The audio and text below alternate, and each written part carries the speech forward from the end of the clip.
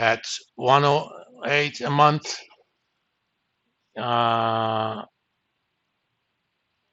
I'm sorry, that's 480, not 40, because these are monthly. If you put in $1 40 years ago, if you're earning 1.08%, it would be $173. At 1.23, it would be 253.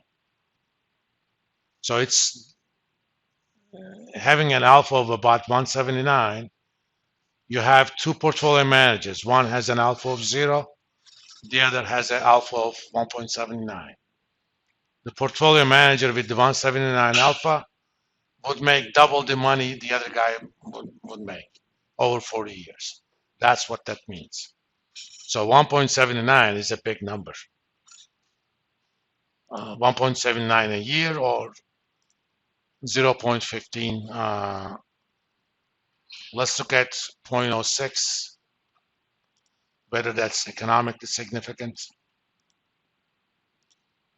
Before I use the actual regression, I won't be able to tell anything about statistical significance. But let's say, let's call this small extra.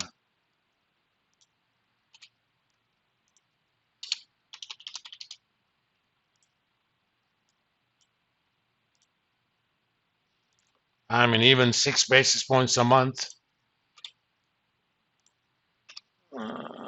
is about 1/3 extra over a 40-year investment horizon. I use 40 years because, at least for your generation, that's roughly the investment horizon for retirement, right? So even a portfolio manager with alpha of 6 basis points a month could outperform the other portfolio managers that has 0 alpha or invest into the market by about 1/3. So even 6 is not that small. But at this point, I'm not worried about statistical, whether or not these numbers are statistically meaningful. Where's my, oh, here it is.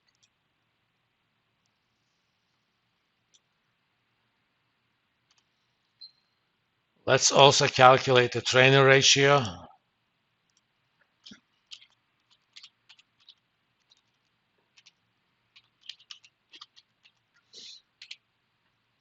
So at this point, we're doubting the first implication of CAPM, that alpha should be pretty close to 0 for all the portfolios. But here it looks like there's an extra alpha. I'm putting that in scare quotes because that assumes that market capitalization or CAPM model is the proper asset pricing model. There is extra alpha to some portfolios, especially the small ones.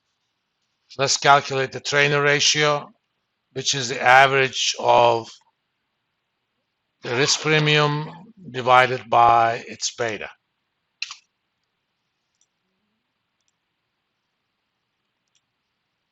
This is basically risk-adjusted return, okay? Or risk-adjusted reward, where we measure risk by beta. Now, CAPM says this thing also should be constant, okay? Well, it doesn't look that constant to me. The ratio of trainer ratio for small cap stocks is quite a bit higher compared to large cap stocks. If we actually did a chart of that,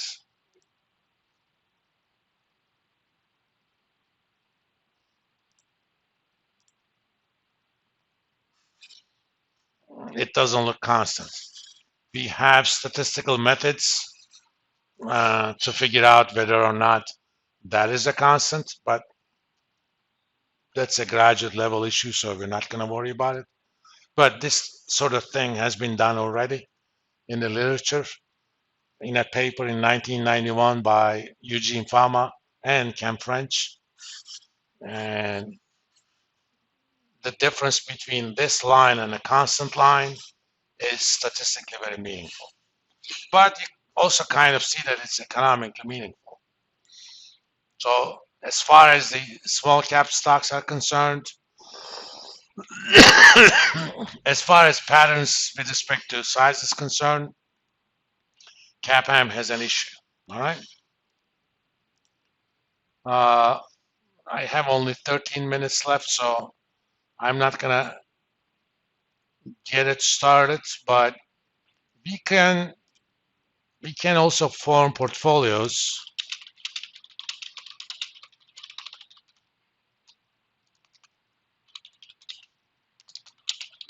around value versus growth, where if we measured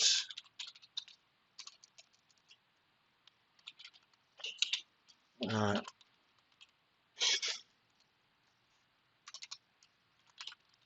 value as market to book ratio,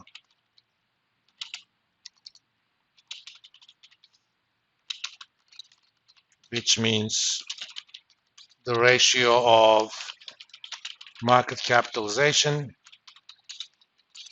to the book value of equity for the firm, which means total assets minus total liabilities.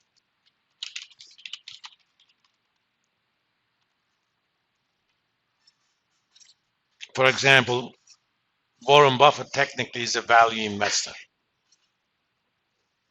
He invests into companies that has a high market to book ratio. I'm sorry, book to market.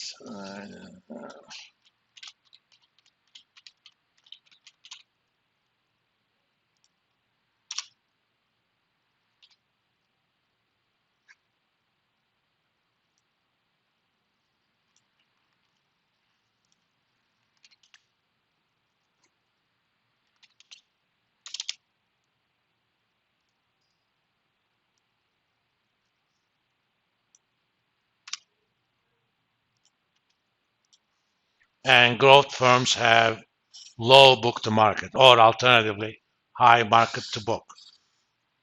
We call them growth uh, because we pay them high prices because we expect them to grow fast in the future. Examples of growth firm, companies like Amazon, Google, especially much earlier. Uh, these are firms that have another measure of value versus growth, can also be price earnings, but earnings can be sometimes negative. So for practical purposes, we don't use that. Uh, a growth firm would have a very high price earnings ratio and similarly very high market to book ratio or low book to market ratio.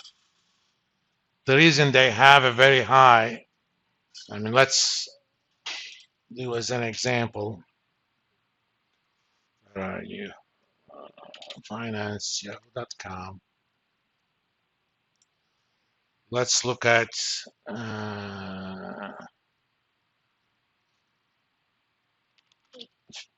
Facebook or Meta. And their current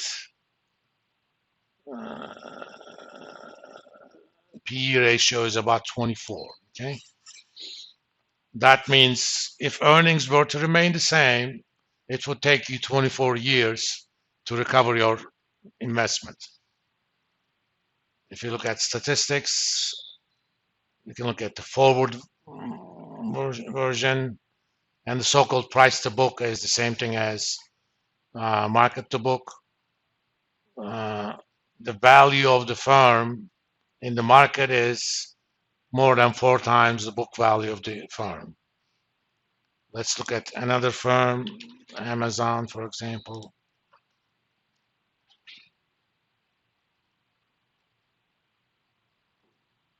Since they lost money, P ratio, price to book is 7.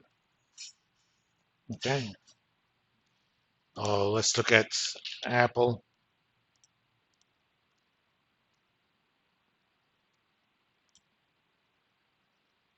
Apple is a price to book of about 44, or PE is a little bit higher than that. On the other hand, let's look at a firm like Coke.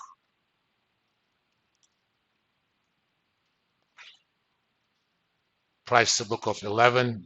All right. That means we're expecting a lot more growth in the future. The higher is price to book or market to book. Again, for CAPM, it doesn't matter. Regardless of how we form portfolios, this is trainer for science deciles. I'm going to leave it here. We can always transfer it somewhere. If we sorted firms based on their book to market every June again, and put the 10%, lowest, highest 10% into value portfolios, and highest 10%, lowest 10% in the growth portfolios. Again, predictions are exactly the same. Okay. Next time we're gonna do that. Luckily, we already have the machinery. I'm just gonna change the return numbers. The rest is gonna take care of it automatically. The only difference is detailed market cap stuff is available only since 1963, but still, we're gonna have similar issues. And we'll look at other stuff as well.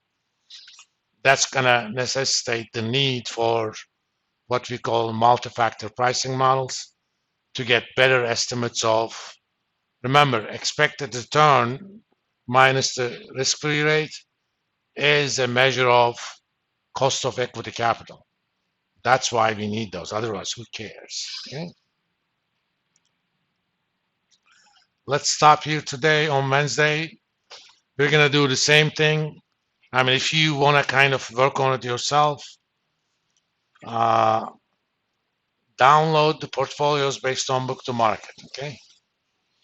And you can also look at other stuff too if you want.